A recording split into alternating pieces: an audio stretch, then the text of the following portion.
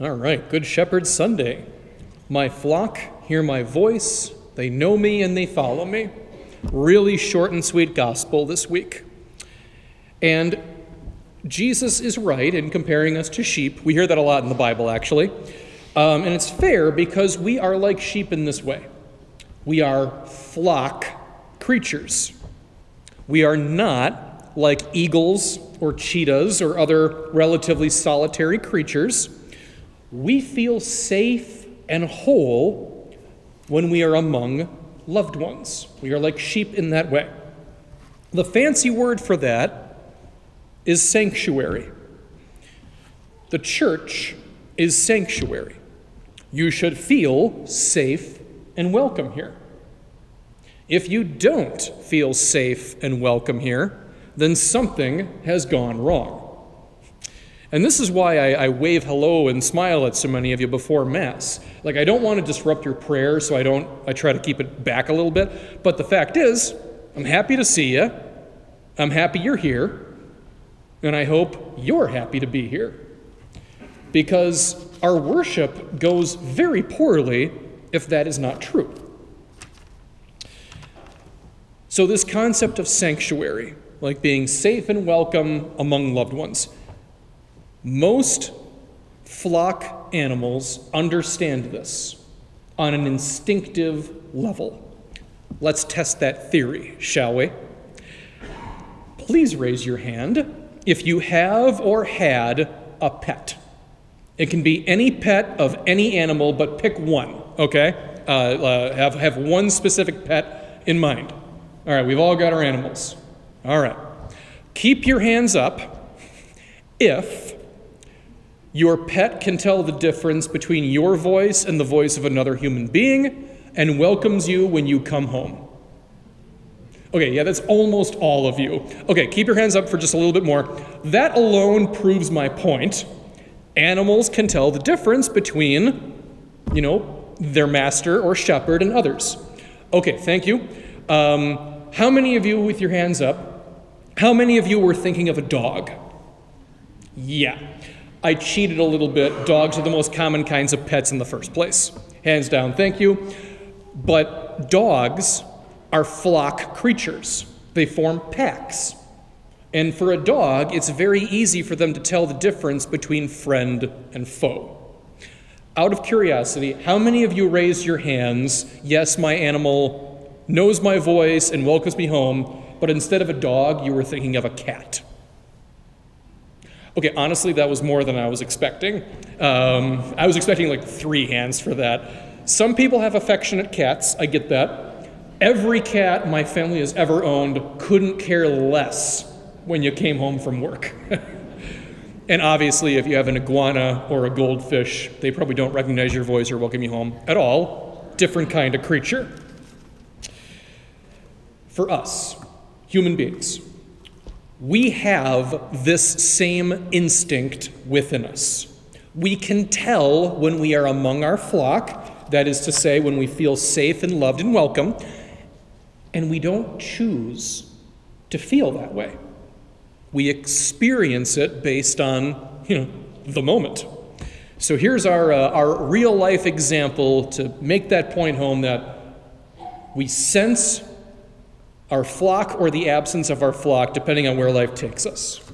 So a few years ago, the family was preparing a family vacation to visit my brother Eric and his wife Marissa in Colorado. They've lived in Denver since before they were married, so every once in a while we try to visit them as a whole family, and then we stay and make it a ski trip while we're in the area. So this year, we needed it to be Thursday through Sunday. Extremely inconvenient for me. So the compromise is I would go 2 days early and then leave 2 days early. So I have a lot of preamble for this story, so just give me a couple of minutes here. So I go. Eric, Marissa, and I spend a whole day in Denver where they live. And then for my second day, Marissa and I would go up the mountain alone because we've never had one-on-one time to bond and get to know each other. So this is a unique opportunity for me. And that way, Eric could stay home, do some work, and then pick up the rest of the family when they came to the airport. So, good plan. Before we leave, Eric says, and by the way, Justin, don't even worry about it. Don't get a hotel. I'm going to take care of you. I know a guy, and he has a house that's like 20 minutes from where you're going to be. I mean, you'll have the whole place to yourselves. It'd be a great place for you to crash and wrap up your day, and then we'll all join you the next morning. And I said, thank you, Eric. That's awesome. One less thing to worry about, one less thing to pay for. See you in 2 days. Marissa and I go up the mountain. We have a lovely day. No complaints. We get to this house around 9 o'clock at night. First thing that's off is there are a bunch of cars in the driveway, and there are people who are obviously in the house. Like, okay, so we don't have the house to ourselves. It's a big house. Not a deal breaker. We go in, and people were having a house party. And there are more people coming, behind us. So I recognize this as a first impressions situation, my one chance to, bond with these people and all that. So I go, everybody looks at us. We're putting down our bags, and I go, hey, everybody, I'm Eric's brother. We don't know who Eric is. Like, whiff. So talking with the people for a while, it turns out that my brother knew one person associated with this house, and he wasn't even at the party.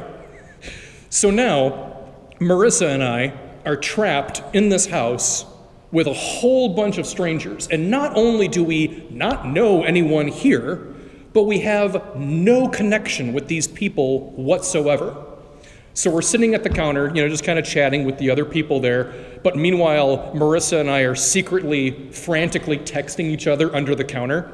We're like, I am so uncomfortable. Is this super weird? Yes, this is weird. You want to get out of here? Yes, how do we get out of here? So we came up with a plan, because we didn't want to be rude. But we figured it out, and we made up an excuse, headed out, and everything was fine. Everything worked out just fine, and Marissa and I now have a new annual semi-tradition of teasing Eric about this every Christmas. Here's the point of the story. These people in the house, they're not bad people. They were kind, they were hospitable, they rolled with the weirdness as best as anybody could. They weren't crazy, they weren't rude, nothing immoral was happening at this party as far as I could tell. But Marissa and I were overwhelmed by this sense of, I do not belong here. Like, this is not my flock. And we were so uncomfortable, and we were not free to ignore that feeling. And we did the only reasonable thing there was to do. We respectfully and calmly left and went somewhere else to sleep. Yeah. Some of you know that feeling of, I do not belong here. But if you don't know what that feels like, it's kind of my hope that that story can help you imagine what it might be like. Jesus is correct in comparing us to a flock. We are not solitary creatures. Our environment and the people who surround us have an effect on us. And we are at our best when we are surrounded by loving, established relationships.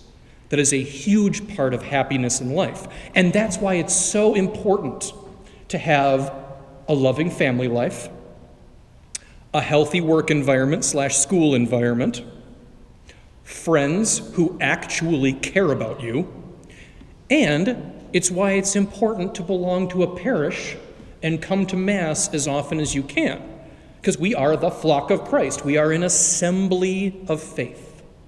And this is the very best place to hear the voice of the Good Shepherd and follow him.